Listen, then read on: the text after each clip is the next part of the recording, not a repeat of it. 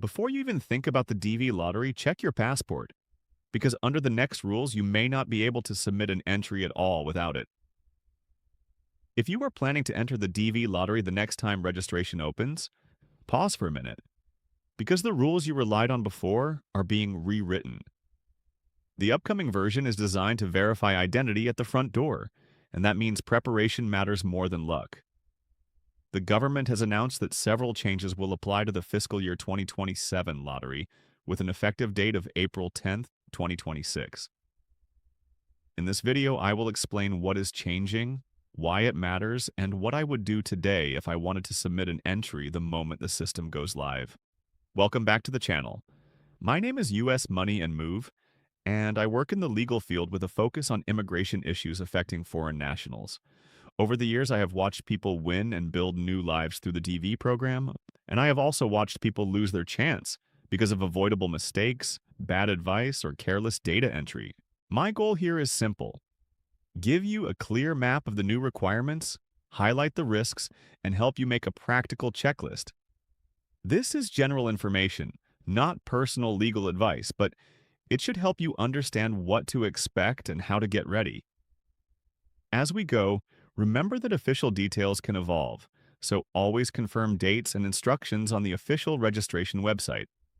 Still, these announced changes are specific enough that you can prepare documents, plan your timing, and avoid common traps. One reason this topic feels confusing is that the reopening date has not been firmly announced. People are used to the DV lottery following a familiar annual rhythm, so when that rhythm breaks, rumors fill the gap. Recently, there has been more public guidance about updated rules, which suggests the system is being rebuilt, but it does not tell us exactly when the entry window will appear. You may see posts online claiming inside information or promising a guaranteed opening day. Treat that kind of content with skepticism. Until there is an official notice, nobody can responsibly promise a specific launch date. What we can do is focus on what has been published, the effective date for the new framework, and the core requirements that will likely be built into the online form. In past years, many applicants waited until the last days to enter, then faced heavy website traffic, slow loading pages, and mistakes caused by rushing. Under a more verification-heavy process, last-minute stress becomes even more dangerous. The best strategy is to prepare early, follow official announcements, and submit calmly once the system opens. Think of this period as a preparation phase. You can gather documents, verify spelling, and decide whether you will submit the entry yourself or with trusted help. When the portal does go live, you want to be ready to complete the process correctly on the first try. That readiness reduces anxiety, reduces errors, and protects you from scams that target desperate applicants. The most significant change is the new passport-based identity requirement. Applicants will be expected to enter passport biographic details during registration and upload an image of the passport biographic page. That page includes your photograph and key data, such as full name, date of birth, passport number, and the issue and expiration dates. The requirement is not just informational, it is a proof step, and it will likely be checked automatically. The rule emphasizes that the passport must be valid and unexpired at the time of entry. If your passport is expired, lost, or in a condition that makes it unusable, you should assume your entry could be rejected. Because the DV window can be short, waiting to renew after the portal opens is risky. If you intend to participate, check your passport now, confirm the expiration date, and begin renewal early if needed. Also consider the technical side. A scan must be clear, readable, and complete. Do not crop out corners, do not hide numbers, and do not submit a photo that is blurry or covered by glare. Save the scan in a secure folder and keep a second copy with a smaller file size in case the upload tool has limits. When identity verification becomes stricter, quality control becomes part of eligibility. Some limited exceptions have been mentioned for people who truly cannot obtain a passport, including certain stateless cases and possible waivers decided case by case. Most applicants, however, should plan as if no exception applies. Another change is the introduction of a small entry fee described as $1. The amount is tiny, but the implications are not. A payment step adds a new point where an applicant can fail, especially if the website is busy or the payment tool does not accept the method you have available. If you are in a country where online payments are difficult, plan ahead and figure out what options you can use. Do not wait until the final hour and then discover you cannot complete the transaction. The fee also changes the scam landscape.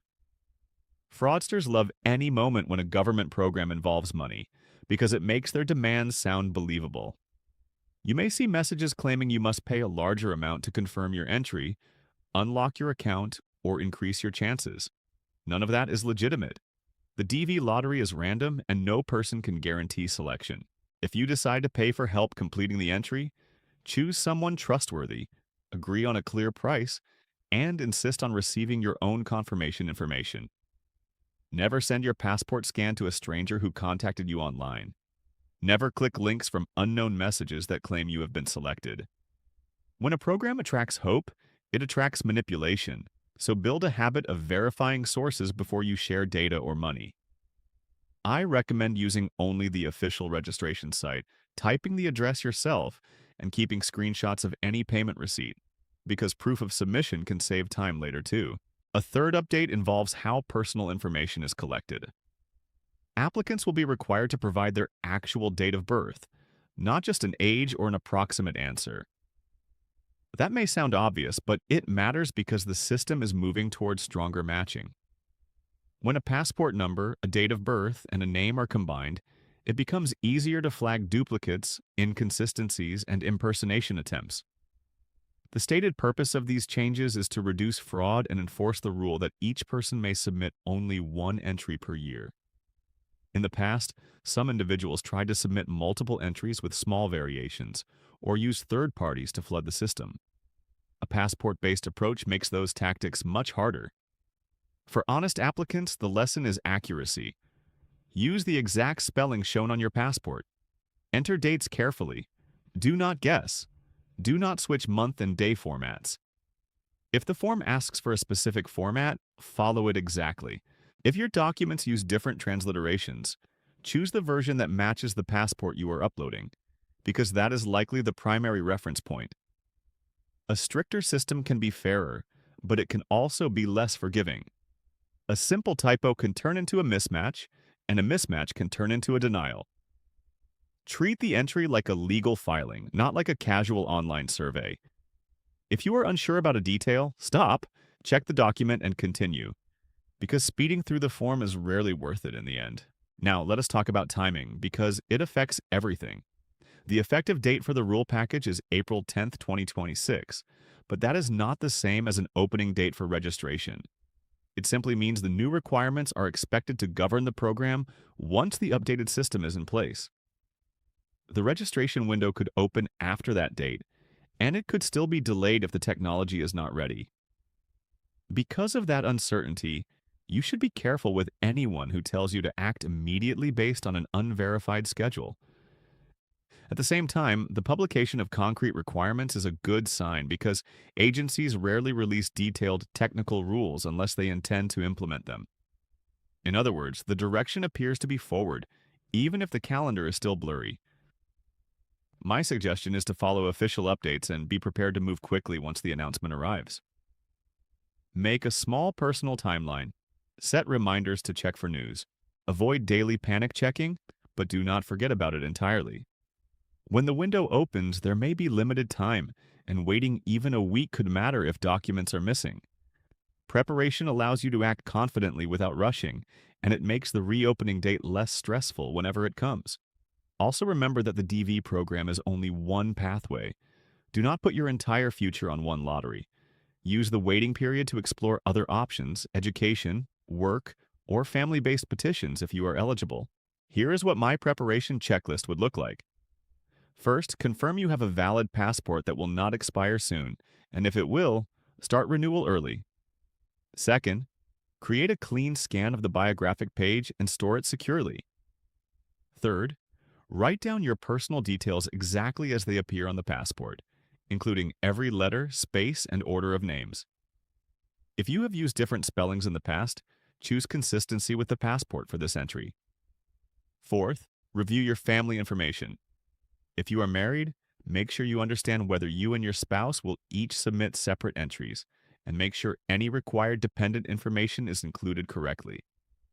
Leaving out a spouse or child when the rules require listing them can create serious consequences later. Fifth, plan for the payment step.